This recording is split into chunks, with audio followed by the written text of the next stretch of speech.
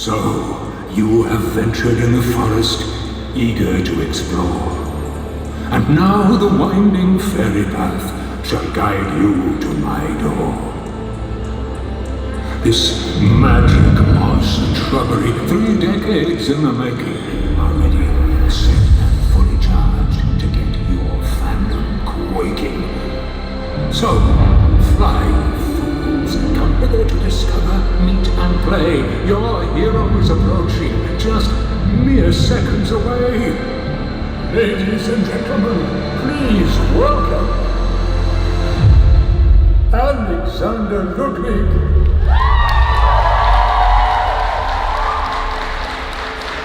Hello, Belgium. Hello.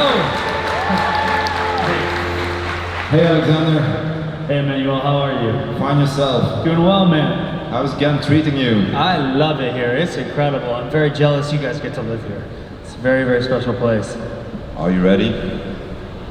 You know, before we get started, actually, I just wanted to say, you know, Fax is I've been fortunate enough to be all over the world and go to a bunch of different Comic-Cons, and I got to say, this one is particularly special. The amount of effort and the incredible fans that are here.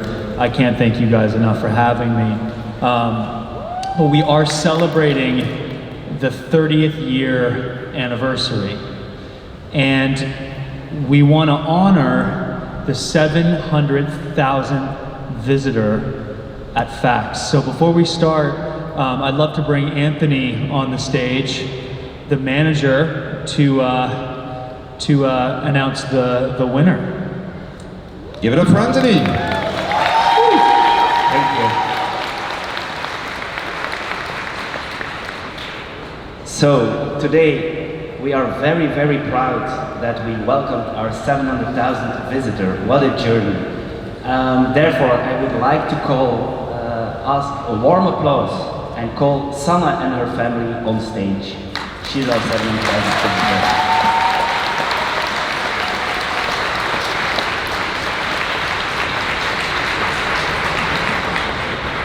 Sanna, you are Sanna?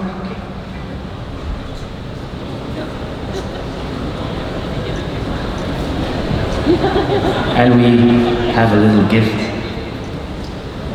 Congratulations. Congratulations. Hi. Nice to meet you guys. Hi. You want to say something?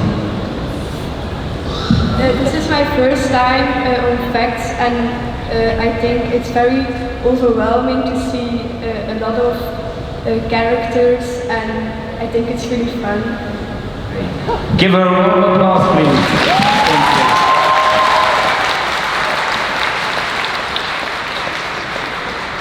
Right, Alexander. Yes. Let me start off this Q&A with a confession. Uh-oh. I've never seen Vikings. I'm sorry. This guy. Yeah, I know. Right? I know. Terrible So- taste in television. He just watches The Bachelor.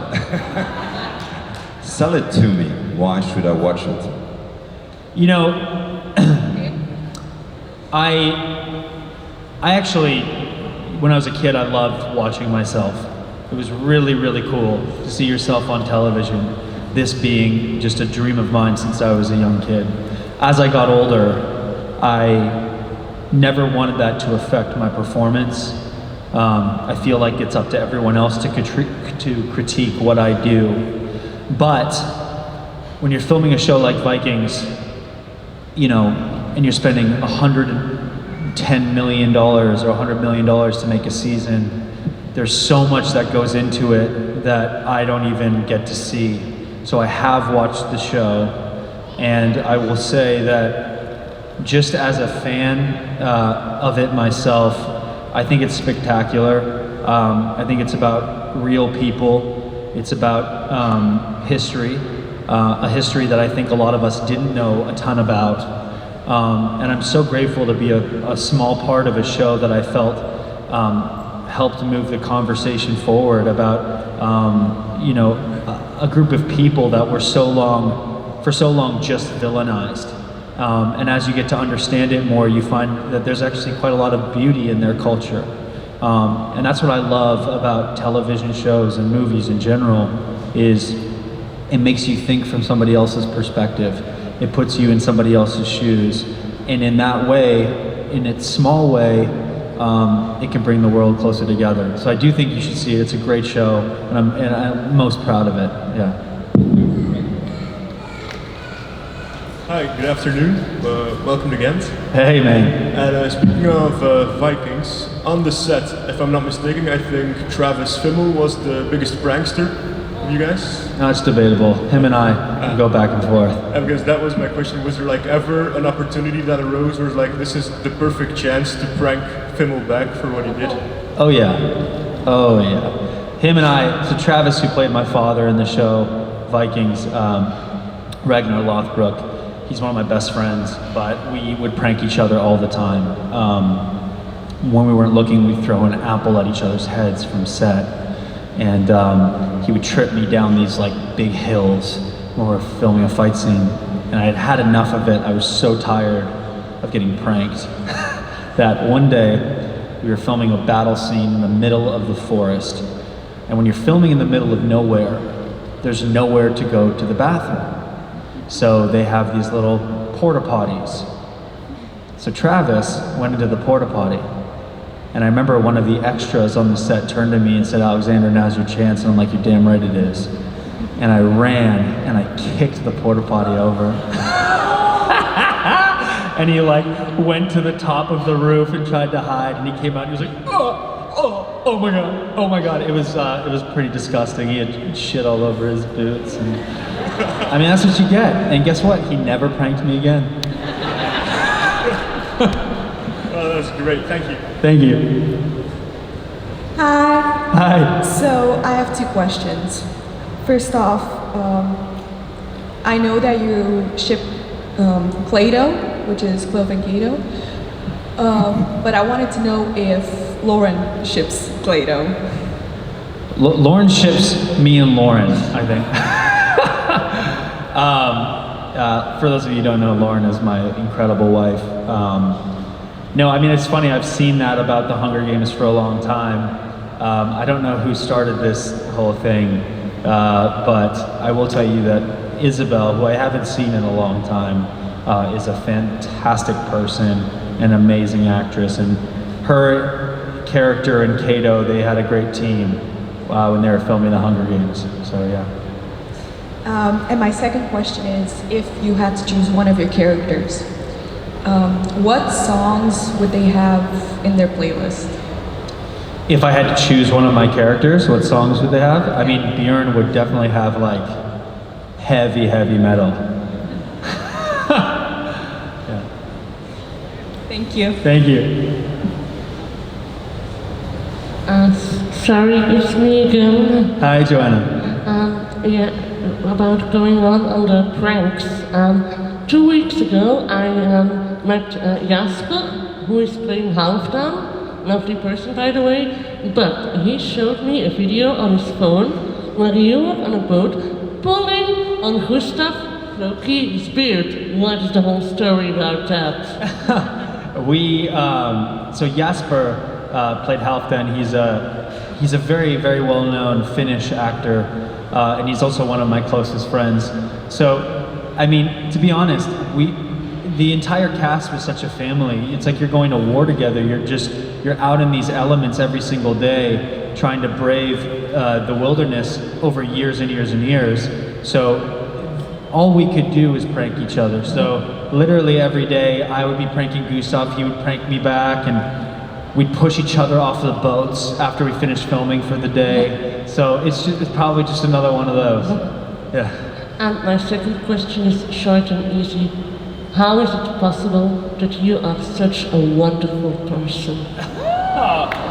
Oh, you're amazing. Thank you. You know, I grew up in I really appreciate you saying that. I grew up in a family where we were taught to treat the janitor the same way you treat a CEO. It doesn't, I'm not any better than anybody in this room just because I'm sitting on this stage. I'm just a guy who got lucky and followed something that he loved. And I try to remind myself of that every single day. I really appreciate you saying that. I really mean it. Thank you, Joanna. Thank you. Hello. Hi. What is your favorite sport for you? My favorite sport? Yes. Sport? Yes. Yeah, sorry. Man, it's, you know, my brother could tell you everything about every sport. He's such a sports guy. For me, it's been very hard for me to to follow, because it's like, it takes, you know, it's a lot of effort to follow a sports team and every single day. I don't even know how people do it. I love, like, I'll watch a UFC fight here and there, but I actually grew up competitive freestyle skiing. So that's something that I love, and at one point in my life I actually thought that's something I was going to do. So anything to really do with the outdoors. But I will say, like, during the World Cup, like, I'll watch soccer, of course, and now I think I have to cheer for Belgium, so yeah. And my second question is, do you watching anime series like Dragon Ball or...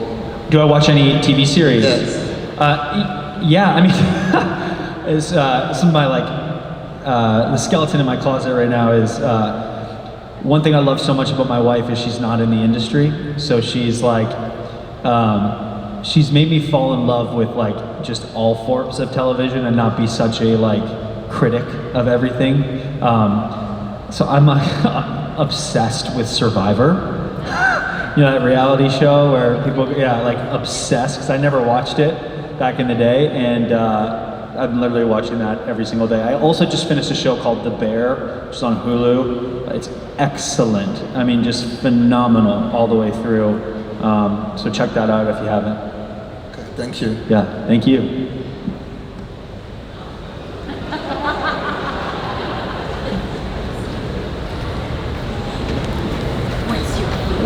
What's your favorite scary movie?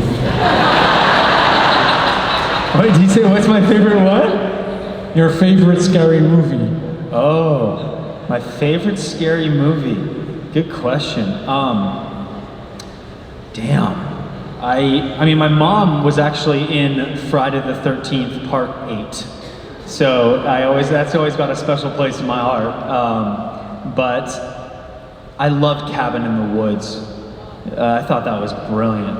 I remember, I don't know if it's considered like a scary movie, but I just loved it. I thought it was really, really well done. And the one that you star in is excellent as well. Yeah. Hey. Hi. I have a lot of stress, sorry for that. No, it's okay. In a few months or weeks, you are going to be a dad. What? No? Yeah. You are not helping. I'm sorry, I couldn't help myself. Is it our son? I hope it's you. She knows she's the mom. Did it change you? And how are you looking forward to the birth of your child? Oh, wow. Yeah, I'm really, really excited, and thank you for saying that. I don't really know what to expect. Everybody says that your life is going to change. My friend Gustav, who plays Floki, is actually about to have his second, literally within weeks of me having my first. And Gustav is like family to me. And he said something that I thought was really interesting, which is that he fits his daughter into their life. Of course, everything is going to change, but what scares me the most is my work. There's no structure to it. You know, we're always traveling, so there's no way that my daughter will have the same kind of life that my friends' kids will have. That's also exciting, though, because I do believe that travel is some of the best education in the world. So I'm just really excited for that, for the responsibility and the opportunity, and I feel like it will really put things in perspective for me, because, you know, it won't be about me anymore at all, and that's a really exciting thing. Okay, I think you will be a very great dad. Thank you so much. Yeah. I'll try not to mess her up too much. You're doing it. Okay. Thank you. Hello, Alexander. Hi. I have a question about show Vikings, I have the feeling that there was a storyline that was not much exploited or maybe aborted. It's a storyline, well, I guess you remember, I think your first wife or partner was Porrent, with whom you had a daughter. And I remember that at one point in the storyline, she leaves you with your daughter. And I expected that she would come back, but... me too. So, but was it ever considered by the director or by the writers that she would come back and make maybe a cameo or something like this in the last season? Yeah, I mean 100%. I brought that up multiple times. It's funny, I think, you know, I will say Vikings was really interesting because we had an incredible creator who was so collaborative. But any questions you ever have about a show, whether it's like you're upset about the ending of Game of Thrones, or you're upset about anything to do with anything, or you have questions, I'm almost positive that the actors have the same questions and feelings.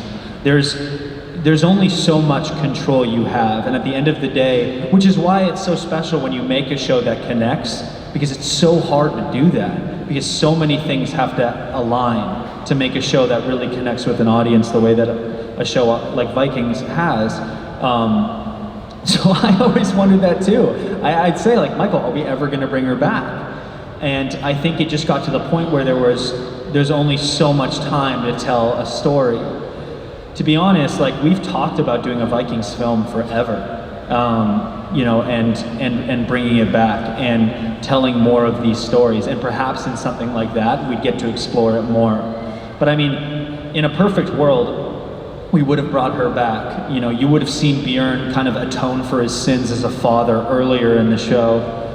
We would have done a whole season in Morocco, which is something I wanted to do. We would have explored way more about the Sami tribes. But again, the sad thing is that we only have so much time in a show, and you got to focus on your main storylines. And I think that at that point, so much time had passed that, similarly to life, sometimes people just leave and you actually never see them again, and that's kind of the tragedy of it. Okay. Yeah. I have a little second question. Could you just say hi to my wife, who is a big fan of yours? She's coming from Poland, where you also have many fans. There she's, Anya. Hi, Agna, how are you? Hi. My grandfather was from Dunsek, actually. I love Poland, it's a fantastic country.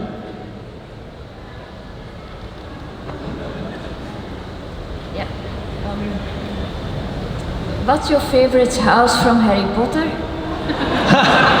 Hey, you know what? I was just with Tom Felton in Switzerland, and I love him. So it's now Slytherin, for sure.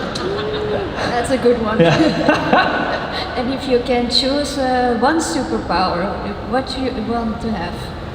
It's such a boring answer, because I feel like it's what a lot of people say, but like fly. When you look at birds and you're like, wow. Like, I'd never want to read somebody's mind. Like, I don't want to think of the, you know, all the weird shit that you're probably thinking right now. I'm kidding. But flying, I think, would just be so cool. And I skydive when I'm not under contract. So I have my license, my A license. So I jump out of planes in Texas and in California, and it's the closest I can feel to flying. And it's incredible. It's absolutely incredible. Yeah. I'd rather teleporting. Thank you. Thank you. Hi, good afternoon. I got in a little bit of trouble at another Factor convention asking this question, but I was allowed to. My question for you is, if you could ask yourself a question, what would it be?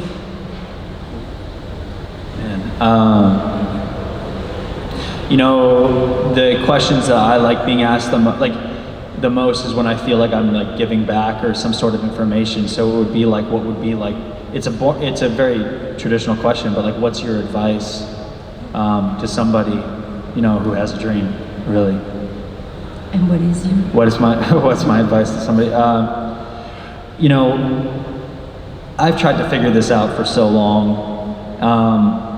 And the one thing I've learned along the way, and I think you can apply this to pretty much everything in life, is that your dreams are valid, and I think that you have a responsibility to your 12-year-old self to follow those dreams. Now, if you look at it practically, I tell people, money matters. Like, you have to pay for your life. So if that means you have to take a job as a waiter to be auditioning as an actor, that's what you do. You know, you find a way to make a living so that you can plan your escape to make a life. And it's a very difficult thing to people to do because it's so uncertain. But the biggest risk is not taking a risk, because life is risky. You know, we could walk out and get hit by a bus tomorrow. So I feel like it's pursuing that which you love and making it about the thing, not about the goal. You know, whether it's money or it's awards or anything, that can't be the goal. That cannot be the goal. It's gotta be about the thing. You know, so whatever it is that you love, do it. And the irony in it is when you stop caring about all the other shit, you know? And for me, it's like, it's never been about fame. It's never been about money. It's about telling stories and inspiring people. But the irony in it is when it becomes that, the rest just starts to happen in the weirdest ways possible. And I don't believe it's because I'm me. I believe it's anybody can do that. I've met so many actors on my life from all different walks of life who just kept going one step at a time, and it happens. And you know, I do country music as well, and those stories are incredible. The people that I know in Nashville that lived in a trailer for years and years and made it about the music, those are the ones who make it. And even if you get lucky and you just want to be famous, you might be quickly, but it won't last, because it's got to be about the thing. And I think we live in this world where there's so much comparison, like on Instagram and social media, and you see all these people talking this big life, and that's not what it's about. It's not. Like, I have to delete it every once in a while because I'm like, I can't keep seeing this. You know, it's like, because it's just, that to me is not what life's about. It's about your friends and your family and doing what you love to the best you can do it. Yeah, it's about the small things. Yeah, exactly. That's why my second question is completely different, if I'm allowed. Yeah. You're in Belgium, so I have to ask, have you tried the frieten, the fries over here yet? No, but I said this yesterday, I'm like, oh, sorry. Apparently I can never call them French fries again. It's okay, it's a common mistake. But yeah, it's just if you get a chance, they're good. No, I absolutely will tonight. I have to before I leave. My wife will never forgive me. No, thanks for having me. I appreciate it. Good afternoon. Good afternoon. I was wondering, in 2020 you first started country music with Let Me Be Your Whiskey. Yeah. I was thinking, why? Why start country music? And second, in 2023 will you make another album, or will you focus on the movie? I thought about my future kids, and I said, one day they're gonna figure me out. If I tell my daughter, you can be anything you want in life, and she looks at me and goes, then why didn't you? You love writing music, why didn't you, Dad? You know, just because I've been successful in one line of work doesn't mean that I'm too good to start at the bottom of another. So for me, after I finished Vikings, I just started taking trips to Nashville and just started writing music. And the irony in that is that it wasn't even being in Nashville that changed anything. It was the plane ride to Nashville. I ended up meeting the band of a massive country artist named Jason Aldean, who I grew up loving, and we ended up working together. But I don't really know what to expect of it. To me, it's just, I love writing music, so I'm just gonna keep doing it because it's fun. Acting is still my main passion. So yes, of course I plan to release more music, and I plan to release an album because it's also another passion of mine. But I just want to live the life that I know I'm going to preach to my daughter, right? And it's like, if I don't live that way, then I have no right to tell her that she can follow her dreams, you know? Looking forward to it. Oh, thank you, man. I appreciate it. My question is actually a spoiler from Vikings, so people who didn't see Vikings yet. My question is actually how Just did Emmanuel. Everyone else here probably has. Sorry. How did you feel when you learned that your father, Ragnar Lodbrok, would actually die in the series? Yeah, it was obviously horrible for Bjorn as a character, but it was just as awful for me because Travis was one of my close friends, and when a character dies on the show, you also lose your friend. And you know, and I'm from Canada, so I'm living in Dublin, Ireland for 11 months out of the year, and slowly but surely all of my best friends are leaving the show. So it was tough. I also, to be honest, didn't know if we would survive as a show because he was so pivotal to the first couple of seasons, and thankfully our viewership continued to climb, and he was pivotal in helping me kind of take the mantle and kind of continue the story. But it was a scary time for sure. Thank you so much. Thank you. Hi again. Hey. It's me. Yes. I would like to ask you just one question because I'm only allowed to ask one. So you did a great job with so many movies and the series of Viking, of course. It was gigantic. A series like Sons of Anarchy. If you were asked to play a role in it, would you like to do it? I mean, that's a good question. I'm such a kid at heart. So like Vikings was like a dream role for like my kid self, you know. And even now it's a dream role. So like a show like that, of course I would love it, but it does always come down to the role. You know, when I first was offered Vikings, I said no to it because it was some small show on the History Channel that I didn't know if anybody would see. And then I realized that doesn't matter because I love this story, and that's what matters. It's not about who sees it, it's about that I want to tell this story. So I ended up saying yes after we talked over time, and that's kind of how I decide everything in my career. So if the story was excellent and I loved the character, then absolutely I would love to be a part of that world. Thank you. Thank you. Hi. Hi. My question is, what was your favorite scene in Vikings? Oh wow, it's a good question. You know, it's funny because some of my favorite scenes weren't my favorite seasons, but I was grateful, like, I had a lot more to do in the latter part of the show. One of my favorite scenes that I got to do was when Vitsuk killed my mother. To me, it was one of the most intense scenes I've ever had to do in my life. And I'm so proud of that scene. You know, I also love the scene at the wall when Ivar is on top of the wall and I'm pleading to everybody, all the soldiers, you know me, you know who I am, you know, I'm your neighbor, I'm your friend.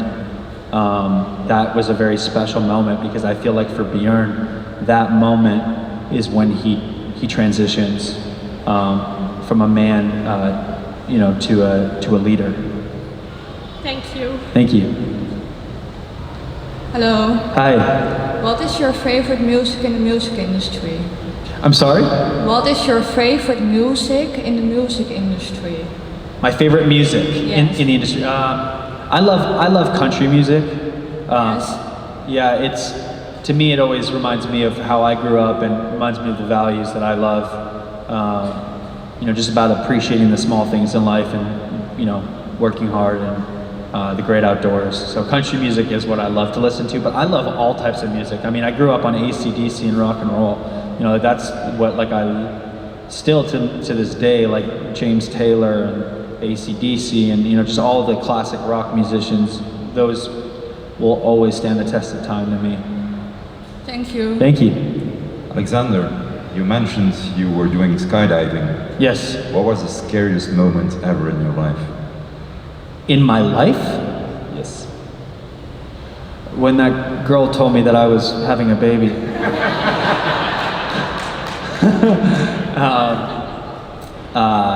I mean, off the top of my head, this probably wasn't the scariest moment of my life. I've had a few weird near-death experiences, but this isn't actually dangerous. It just sounds more dangerous than it is. But I pulled my parachute and I had a what's called a line twist. So the entire line was twisted, and you can't land a parachute when the lines are twisted like that. So what you have to do is, while you're falling in the air, you have to pull the lines apart and bicycle out of it.